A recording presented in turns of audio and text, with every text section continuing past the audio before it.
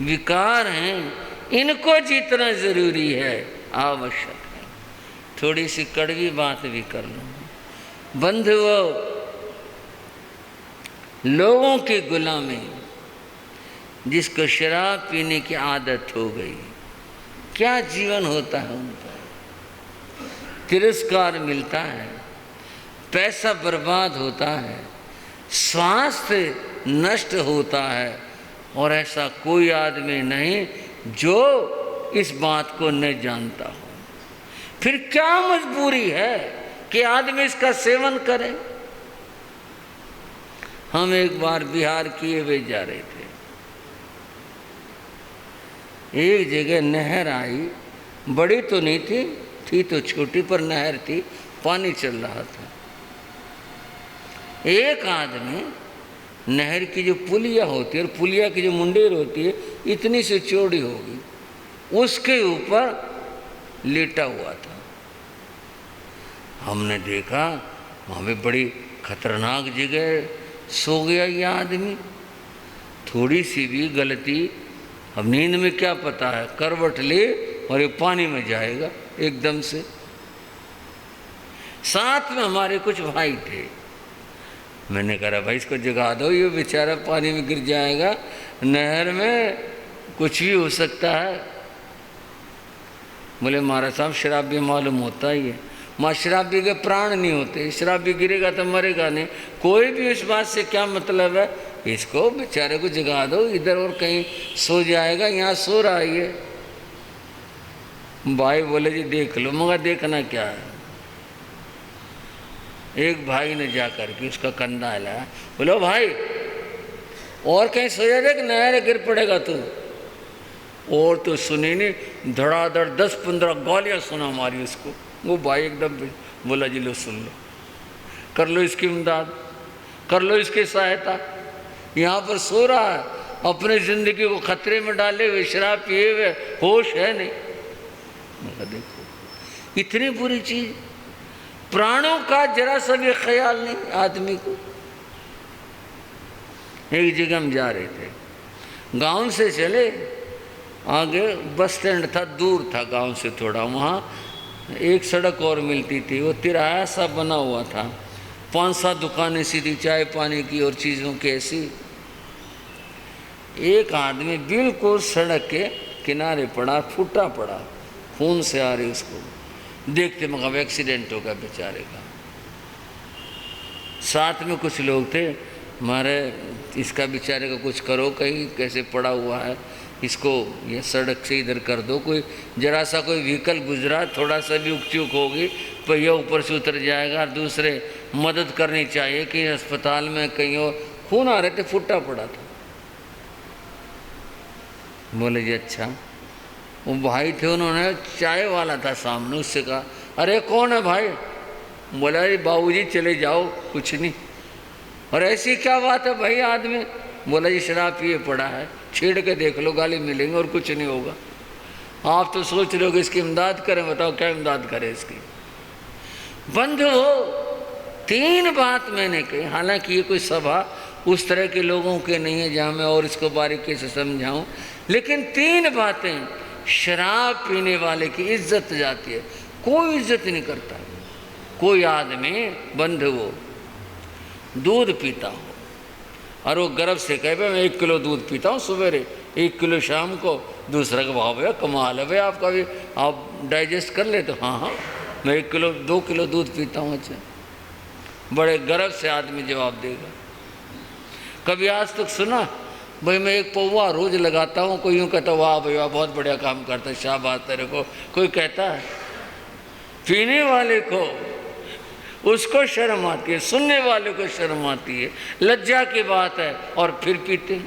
अकल की बात। हम एक जगह जा रहे थे, रेल की पटरी के किनारे किनारे जा रहे थे। एक आदमी बैठा, रेल की लाइन के ऊपर बैठा, और वो ले रहा था बोतल। अच्छा, अब बोतल पीने के लिए उसे कुछ नहीं मिला। आपको क्या बताऊँ, अजीब लगेगा, विचित्र। एक ठीकरा सा उठा रखा था, उसमें डाल के पीने लग रहा। मैं देखो भाई कर्म तो यहीं फूट लिए ना, बताओ। पीने के लिए ये मिला इसको, बोतल ले रहा और वो ठीके से डालकर वो पीने लग रहा। और मैंने कहा यहाँ बैठा, इसको नींद आ गई, पड़ गया, बेहोश हो गया, मैं रेल की लाइन के ऊपर बैठा, क्या हो जाए, क्या कर सकते। शराबी की कभी इज्जत होती है, कभी इज्जत नहीं होती। शराबी देखा कि को शराब पीने से कोई धनी हो, कोई व्यापार से धनी होते हैं, शराब से कभी देखा हो इस तरह से अपना पैसा बर्बाद करते हैं, शराब पी पी करके पैसा बर्बाद करते हैं। दूध पीने वाला आप होगा तो आप सिफारिश कर रहे हो, दूध पीने की सिफारिश कुछ नहीं, बात बता रहा हूँ। बंधुओं, अपनी सेहत बनाता है और शराब पीने वाले अपने सेहत खोते हैं। बताओ, ये आदमी गुलाम है इनका विकारों का। क्या अद्भुत बात कही नमीरा ऋषि ने, इनको जीतना जरूरी है। जो इनको जीत ले, विकारों को जीत ले, वही होता है सचमुच में विजेता। और जिन विकारों को नहीं जीत पाता वो विजेता कभी नहीं हुआ करता। उन्होंने कहा शत्रुओं को जीतो, उन्होंने कहा मैं ऐसा ही प्रयत्न कर रहा हूँ, मैं अपने विकारों को, इंद्रियों को जीतने के लिए, मैं साधना के लिए यहाँ पर उपस्थित हुआ हूँ। और जो उनको जीतने की बात है, अंतिम बात, अब्राहम लिंकन अमेरिका के राष्ट्रपति बने। हर आदमी के मित्र भी होते हैं और विरोधी भी होते हैं। अब्राहम लिंकन के भी विरोधी थे। एक दिन उनके कुछ मित्रों ने कहा, सर मौका है, जो ये तुम्हारे विरोधी शत्रु जिन्होंने भी आपका विरोध किया, इन सबको रगड़ दो, मौका है। बोले हाँ कोशिश तो कर रहा हूँ। एक मित्र बोला कोशिश कहाँ कर रहे हो, आप तो उनकी इमदाद कर रहे हो। एक नाम लिया, फलाने का काम अटका पड़ा था, चाहिए तो ये था, उसका सौदा कैंसिल करवा देते, उसका ठेका कैंसिल करवाते, जो भी कुछ था वो कैंसिल करा। आपने उसकी सारी कठिनाइयाँ दूर करवा दी, उसका काम चलवा दिया। आप नष्ट कहाँ कर रहे हो शत्रुओं को, आप तो उनको पालने लग रहे हो। अब्राहम लिंकन हंस पड़ा, बोले तुमने शत्रु को मिटाने की बात कही, मैं शत्रुता मिटा रहा हूँ। एक काम करो, जिसका मैंने काम करवा दिया ना, किसी आदमी को भेजकर उसके प्रतिक्रिया मेरे बारे में क्या है, मुझे अच्छा बताता है कि बुरा बताता है, और कभी काम पड़ जाए वो मुझे वोट देगा या नहीं वोट देगा, इसका पता करवा के देखो। मैंने शत्रुता खत्म करी है, शत्रु नहीं। शत्रु तो अपना मित्र हो जाएगा। शत्रुता मिटी और व्यक्ति मित्र हुआ। जीतना इसको कहते हैं। इसका नाम विजय है कि व्यक्ति ने शत्रुता को खत्म कर दिया। मुनि का पक्ष यही है कि शत्रुता नष्ट हो जाए फिर सारे मित्र हैं। तुम कह रहे उनको जीतने के बाद, युद्ध के बाद, ये नहीं, शत्रुता नष्ट हो जाए, वैर नष्ट हो जाए, बस यही विजय है। विजय के बारे में जो बातें बताई आपने सुनी, विकारों को जीतना ही सबसे बड़ी विजय है। इतना कहकर आज की चर्चा को विराम देता हूँ और आगे इन दोनों की परस्पर में और क्या चर्चा होती है वो आप सुनेंगे। अद्भुत बातें, अद्भुत चर्चाएं हैं। और बंधुओं, जैन इतिहास का एक अद्भुत पृष्ठ, सूर्यभद्र मुनि, उनका जीवन वृत्त और जीवन वृत्त से जुड़ी कुछ बातें। एक साधु ईर्ष्यावश कि सूर्यभद्र ने क्या काम किया है। बंधुओं, वो विकारों के विजेता थे, उनकी समानता कोई कर नहीं सकता, ये विशिष्टता थी। अपने अहंकार के वश होकर वो साधु गुरु से कह करके कोशक या चतुर्मास करने गया और वह अपने मन से पराजित हो गया और वो प्रार्थना कर बैठा कोशा से, साधु जीवन तो कष्टपूर्ण जीवन है, मैं तो तुम्हारे पास रहना चाहता हूँ, वहाँ कुछ नहीं है। कोशा ने उसे समझाने के लिए कहा, देखो मेरा सामीप्य तभी पा सकोगे जब तुम 1 लाख मुद्राएं लाकर दोगे। मेरे पास कहाँ है? उसने रास्ता बताया कि नेपाल के राजा नरेश वो भिक्षुओं को, साधुओं को रत्न कंबल देते हैं। तुम जाओ, वह ले आओ, 1 लाख मुद्राओं का वह कंबल होगा, फिर तुम्हारी इच्छा पूरी हो सकती है। वो साधु चल दिया। बंधुओं, जब विकृति दिमाग में छा जाती है फिर उसे कुछ दिखाई नहीं देता, यश अपयश दिखाई नहीं देता, कठिनाइयाँ दिखाई नहीं देती, फिर तो व्यक्ति उस विकृति में अपना सारा चिंतन सब खो करके उस गलत रास्ते पर चल पड़ता।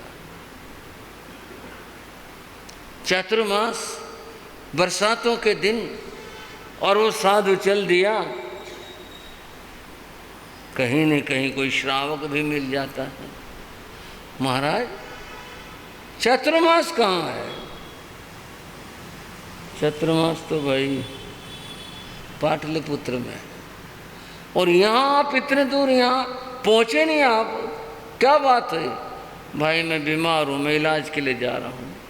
एक गलती इंसान को कितनी गलतियाँ करने के लिए मजबूर करती है। झूठ बोला, भाई मैं बीमार हूँ, मैं इलाज के लिए जा। महाराज क्या बीमार है? अरे भाई सारी नहीं पूछा करती, शरीर है, पता नहीं कितनी बीमारियाँ होती हैं। ठीक है। किस तरह से वो यात्रा कर रहा था, जगह जगह कीचड़, आज की तरह सड़कें नहीं थी उस सब में, बरसातों में। और अब कहीं नाले आते हैं, पानी बह रहा जबरदस्त, पार कैसे उतरे? पता चला भी वहाँ नौका लगती है। उस जगह जा कर के वहाँ गया, जा कर के भाई मैंने परले पार जाना है, पैसे लगेंगे महात्मा जी, पैसे लाओ। भाई मेरे पास पैसे नहीं है। क्या दीन हो गया केवल उस विकृति के कारण। हाँ जी भाई मैं साधु, मेरे पास पैसे नहीं है, तुम्हारा बहुत भला होगा, तुम जो है मेरे को पार कर दो, तुम्हारी बड़ी मेहरबानी। और मेहरबानी साधु की दुनिया मांगती है, साधु का आगे हाथ जोड़ती है, और ये विकार क्या कर देते हैं, मेरे को पार, चलो रे उतार दो इसको, बेचारा बहुत गिड़गिड़ा रहा है, चलो भाई। क्या हालत हो गई, कितनी जगह पर ये स्थिति बनी। और यूं गिरता पड़ता, मुसीबतें झेलता हुआ वह आखिर नेपाल पहुंच गया। वहाँ की राजधानी जो भी उस समय थी वहाँ पहुँच गया। बड़ी खुशी हुई, इतने दुख झेल करके, और फिर भी खुशी मानता, भाई चलो आ गए, भाई ठिकाने से आ गए, चलो अब ठीक हो गया। पूछा, पता किया, राजा कब बैठते हैं, कब देते हैं, क्या करते हैं, पता करके समय के ऊपर गया। साधु लोग तो आशीर्वाद देते हैं, आशीर्वाद, और वो जा कर के, महाराज, राजा ने देखा यूँ कैसा महाराज आया भाई, यहाँ ये गर्ज और गम ऐसी चीज होती है। साधु से हाथ जुड़वा दिए इस गर्ज ने। क्या बात है, कहाँ से आए हो? मैं जी भारत से आया हूँ। किस लिए आए हो? क्या बताए किस लिए आए? जी मुझे एक रत्न कंबल की ज़रूरत। क्या करोगे? बस एक इच्छा थी रत्न कंबल की। पता क्या क्या झूठ बोलने पड़ते। एक महात्मा एक भाई के पास आया, बोले भाई रामायण पढ़नी है। बोला मंदिर में जाकर पढ़ लो, रामायण पढ़नी है तो। नहीं भाई मंदिर में नहीं, रामायण चाहिए, एक रामायण दिलवा दो। चलो दिलवा देता हूँ, पैसे दे दो, रामायण तो मैं अपना ले लूँगा, जो हिंदी की उसकी मेरे को चाहिए ना, पैसे दे दो। झगड़ा किसका भाई हो, पैसे होगा, पैसे चाहिए। कितने झूठ बोलते, कितने कपट करने पड़ते हैं एक पैसों के लिए। और बंधुओं बहुत झूठ बोली। राजा था, सब हेरा फेरी कर रहा था। फिर भी दया करके उसके गिड़गिड़ाने पर राजा ने उसको रत्न कंबल दे दिया।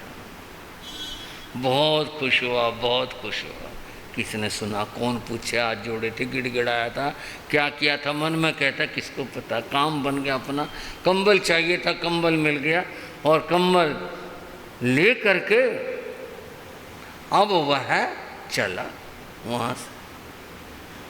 डर है पूरा इस बात का कि कोई रास्ते में छीन ना ले।